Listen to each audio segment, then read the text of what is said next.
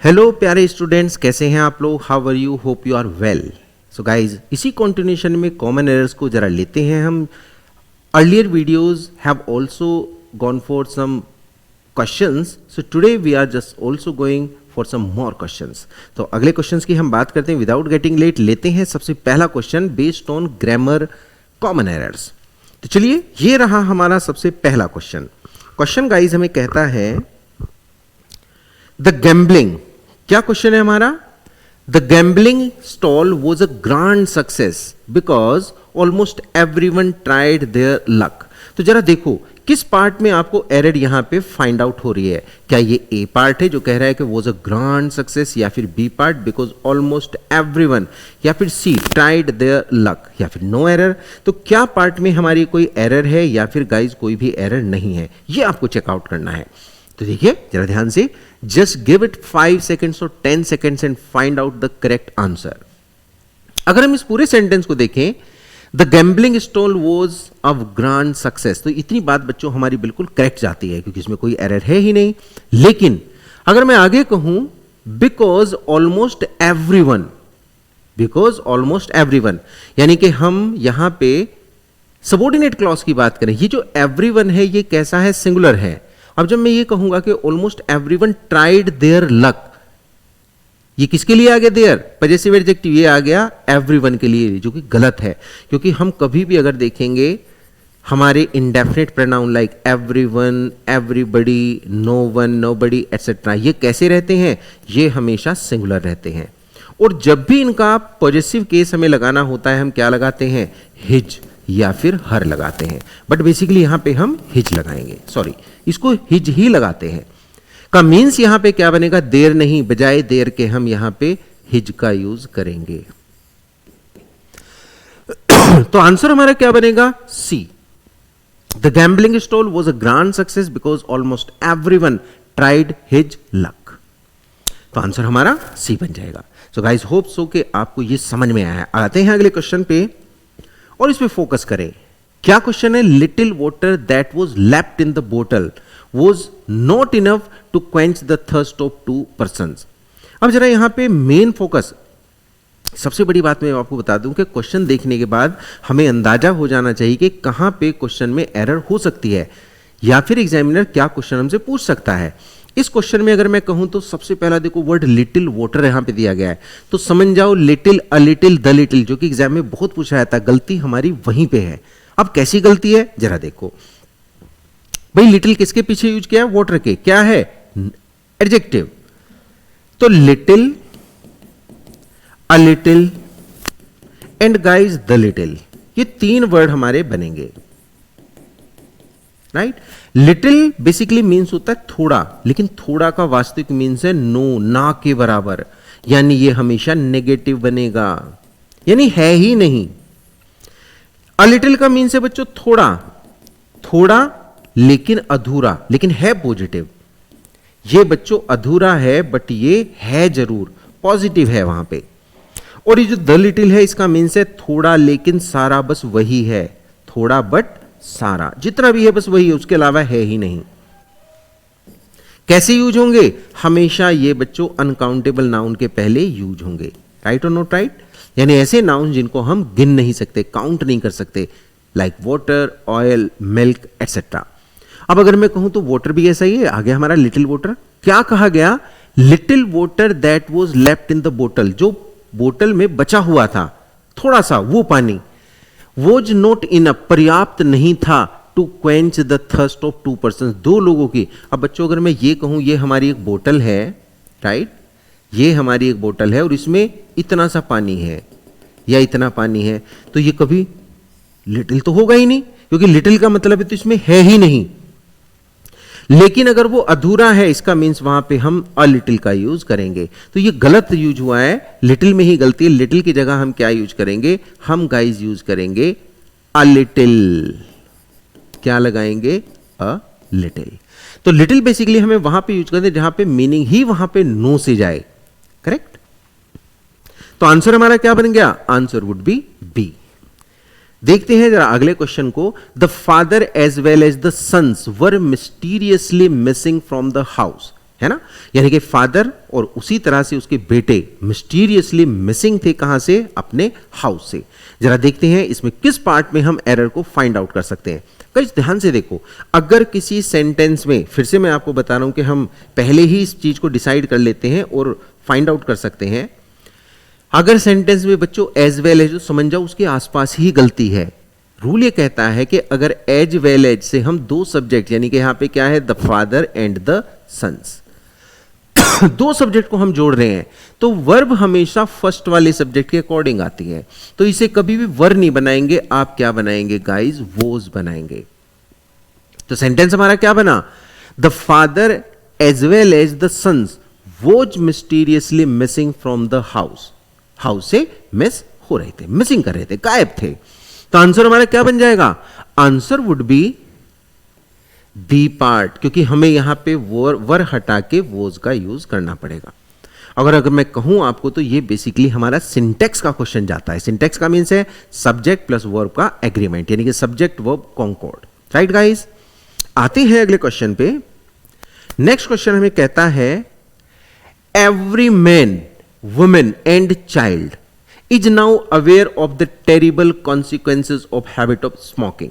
Guys बहुत ध्यान से देखेंगे, पहली बात तो समझने की यह है कि अगर कभी एवरी आए और हम उसके साथ नाउन लगाए, like every man comma women and child, है ना, या फिर man women girl boy and child, कितने भी लगा दो आप नाउन, इससे फर्क नहीं पड़ता, क्योंकि लास्ट के पहले आप एंड जरूर लगाएंगे।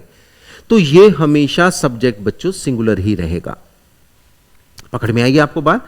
लाइक मैं कह दूं आपको, every man and women, every man and every women, each man and every women, each man and each man, man and women, कुछ ही बना लो, वो हमेशा सब्जेक्ट हमारा सिंगुलर ही रहना है। अब अगर वो सिंगुलर रहने तो आगे क्या बात बनी, is now aware, singular verb आ गई तो करेक्ट हो गया, ऑफ द टेरिबल कॉन्सिक्वेंसेज, यानी कि भयानक रिजल्ट्स के, ऑफ हैबिट ऑफ स्मोकिंग।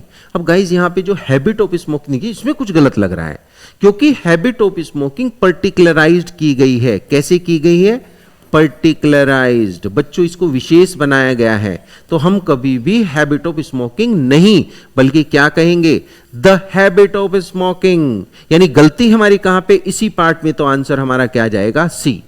यानी अगर हम किसी सेंटेंस में बेसिकली किसी पर्टिकुलर फ्रेज पे या फिर किसी टॉपिक पे या किसी पॉइंट पे फोकस करें, उसे पर्टिकुलराइज करें, उसे विशेष बनाए, तो हमें उसके साथ आर्टिकल द का यूज करना ही होता है, क्योंकि आर्टिकल द क्या करता है, उसको डेफिनेट बनाता है। तो आंसर हमारा यहां पे सी बन गया। Question number 85, if successful the research could pave the way towards the prevention in untimely deaths due to fatal illnesses। बहुत ध्यान से देखो बच्चों, क्या इस सेंटेंस में आपको कोई एरर यहां पे फाइंड आउट हो रही है या फिर नहीं हो रही है। चेक करेंगे सब लोग और देखेंगे कि क्या यहां पे कोई एरर है।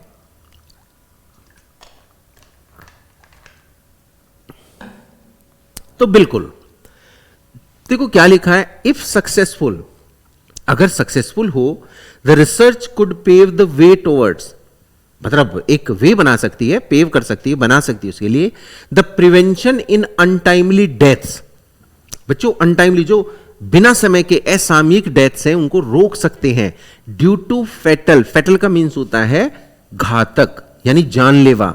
घातक का मीन्स है बच्चों जानलेवा, जानलेवा बीमारियां। बच्चों इलनेसेस नहीं, फेटल इलनेस होगी, इलनेसेस नहीं होता है। सो हमारी जो गलती है वो कहां पे है, सी में। सो ड्यू टू इलनेसेस नहीं, हम क्या कहेंगे, ड्यू टू इलनेस। राइट, आते हैं जरा अगले क्वेश्चन पे। The ministry has directed banks to do away with their separate promotion policies, a move strongly opposed by the officers unions.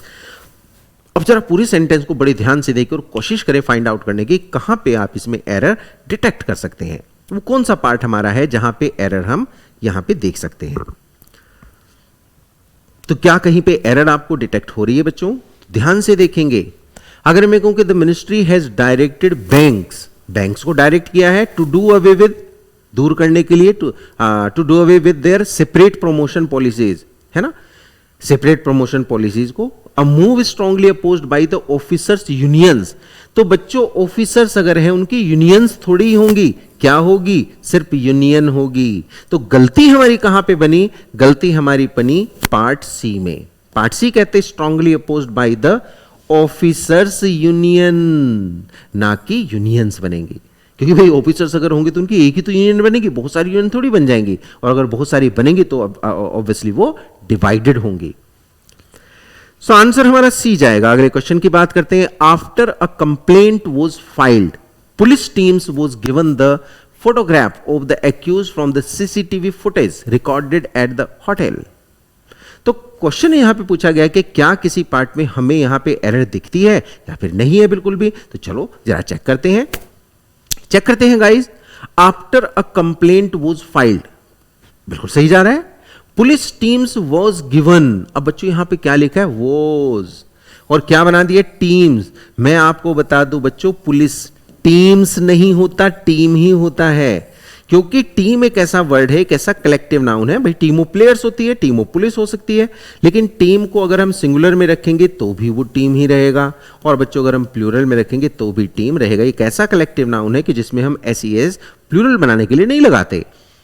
यानी कि अगर मैं कहता हूं द टीम इज फिट, इसका मतलब है टीम वहां पे एक यूनिट की तरह से वर्क कर रही है, कलेक्टिवली वर्क कर रही है, तो वर्ब हमारी आएगी सिंगुलर। लेकिन अगर मैं कहूं the team are fighting with each other, means क्या बन गया कि वो आपस में झगड़ रहे हैं, इसका मतलब वो डिवाइडेड है, तो वर्ब हमारी कैसे बन जाएगी, प्लूरल वर्ब वहां पे होगी। राइट गाइस, तो आंसर हमारा किस में आएगा, आंसर वुड बी पी, यानी कि हम यहां से टीम हटा के वॉज लगा देंगे, टीम्स को गलत कर देंगे, टीम्स की बजाय टीम का ही हम इसमें यूज करेंगे।